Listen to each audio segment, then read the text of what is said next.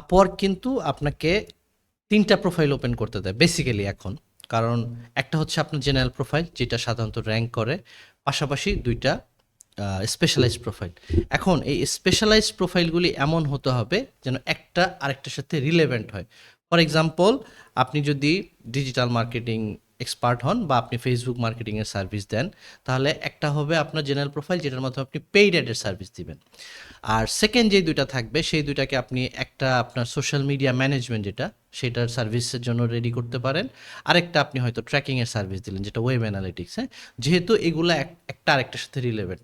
একজন বায়ার যখন সে একজন পেইড অ্যাডের স্পেশালিস্ট হায়ার করে, ডেফিনিটলি তার একটা সোশ্যাল প্ল্যাটফর্ম আছে।